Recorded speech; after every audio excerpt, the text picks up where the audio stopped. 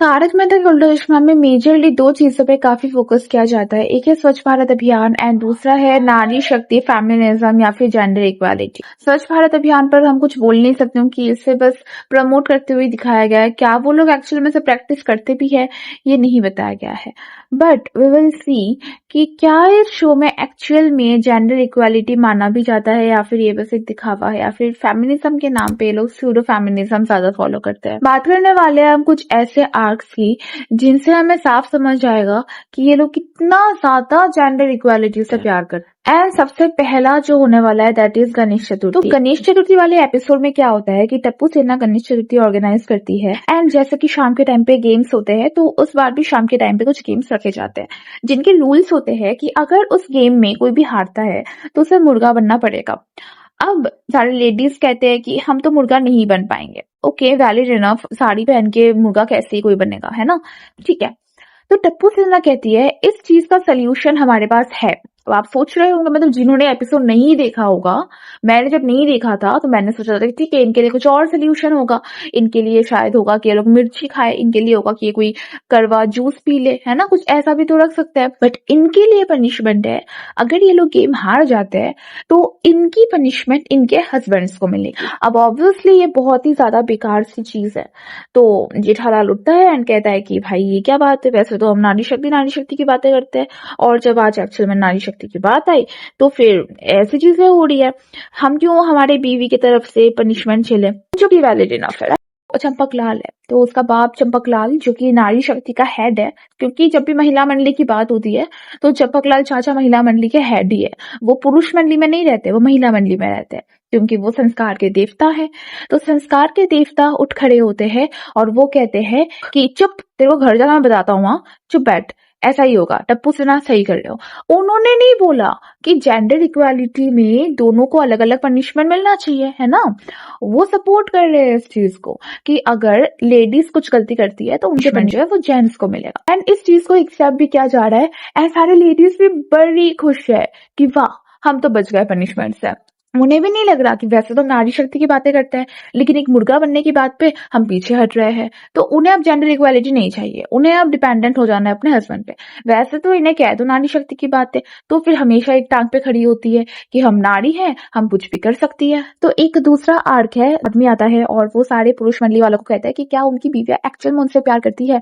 तो फिर वो बहुत तारीफ करते हैं कि हाँ हमारी बीवी हमसे बहुत प्यार करती है, हमारी बीवियां हमारी बहुत केयर करती है। तो फिर वो कहता है कि तो एक चीज तो बच गया, क्या वो आपके सीक्रेट्स को सीक्रेट रख भी पाते या नहीं? तो फिर उन्होंने कहा कि हाँ सीक्रेट को तो वो सीक्रेट ही रखेंगे। तो फिर वो आदमी सीसीटीवी कैमरा ऑन कर देता है जो क्लब हाउस में लगा हुआ होता है। वहां पे सारे देखते हैं, सारे जेंट्स की उनकी जो वाइफ है वो आपस में उनके सीक्रेट्स शेयर कर रहे हैं, उनके बिजनेस में क्या लॉस हो रहा है, उनके हेल्थ में क्या इश्यूज आ रहे हैं, सारी चीजें आपस में शेयर हो रही है, जो कि ऑब्वियसली अच्छा नहीं लगता, राइट? अगर आप अपनी बीवी को कुछ बताते हो तो दैट इज नॉट फाइन कि आपकी बीवी जाके दूसरों को भी वो चीज बता दे, क्योंकि आपने अपनी बीवी को बताया ना, सबको बताना होता तो आप सबको बता देते, है कि नहीं? तो उस पे लास्ट में जब वो लोग जाते हैं क्लब हाउस एंड कहते हैं कि तुमने तो हमारा सीक्रेट बता दिया, है ना? तो फिर वो लोग कहते हैं कि कैसे पता चला? तो फिर वो कहते हैं कि सीसीटीवी कैमरा लगा हुआ था। तो फिर वो लोग चिल्लाने लगते हैं कि आप लोगों ने हमारे ऊपर सीसीटीवी कैमरा कैसे लगा दिया, आप लोग सीसीटीवी कैमरा से हम पे नजर कैसे रख रहे हैं। Okay okay okay, valid enough कि प्राइवेसी की तो कदर होनी ही चाहिए। आप किसी पर भी सीसीटीवी कैमरा लगा के नजर नहीं रख सकते। मैं फुल सपोर्ट में हूँ इस पॉइंट के कि सीसीटीवी कैमरा लगा के आप एक जीते जागते इंसान पर कैसे नजर रख सकते हो, वो भी उसे बिना बताए कि तुम्हारे ऊपर सीसीटीवी कैमरा लगा हुआ है कहीं पर। गलती तुम लोगों की ये है कि तुम लोगों ने अपनी पत्नियों की परीक्षा लेनी चाहिए। ध्यान से सुनिए, ये रत्न आपका लव टेस्ट लेते। आई अग्री, जेठालाल के मन में सिर्फ और सिर्फ दया नहीं है एंड उसके बारे में बाद में बात करेंगे। बट बाकी पति तो अपनी पत्नियों के लिए लॉयल है ना, बट उन्हें अपनी लॉयल्टी टेस्ट देनी पड़ रही है।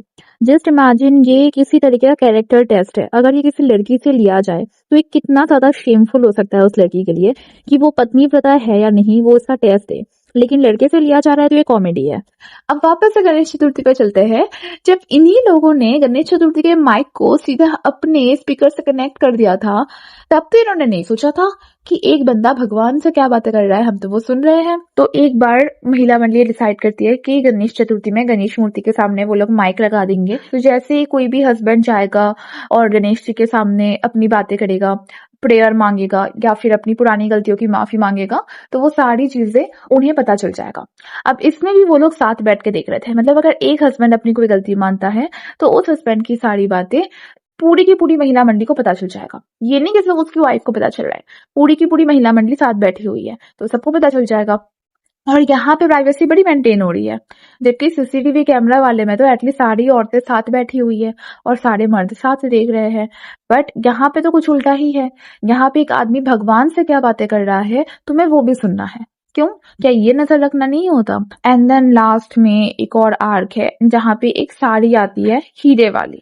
तो अब इस साड़ी का जो प्राइस होता है वो 10 करोड़ होता है एंड सारी महिला मंडली उस साड़ी के पीछे पड़ जाती है एंड वो साड़ी को पहनने के लिए अपने अपने हस्बैंड से जिद करने लगती है, जबकि उन सबको पता है कि उनमें से सिर्फ जेठालाल के पास ही 10 करोड़ रुपए होंगे, बाकियों के हस्बैंड के पास 10 करोड़ रुपए नहीं है। स्टिल महिला मंडली की सारी औरतें बेशर्मों की तरह अपने हस्बैंड के पीछे पड़ जाती है कि हमें वो साड़ी दिला दो, हमें वो साड़ी दिला दो, जबकि वो साड़ी दिलाना उनके हस्बैंड के बस में है ही नहीं। पर फिर भी अनरियलिस्टिक डिमांड करते हुए इन महिला मंडली के मेंबर्स को शर्म भी नहीं आती। सो या that's it for this video. Comment section में जरूर बताना कि आपने ऐसे और भी एपिसोड्स देखे हैं जहाँ पे महिला मंडली एक्सपोज होते हैं, और अगर देखा है तो मुझे बताना, मैं नेक्स्ट टाइम उस पर वीडियो बनाऊंगी। और वैसे मेरा मानना है कि फेमिनिज्म होना चाहिए बट स्यूडो फेमिनिज्म नहीं होना चाहिए, जेंडर इक्वालिटी होनी चाहिए।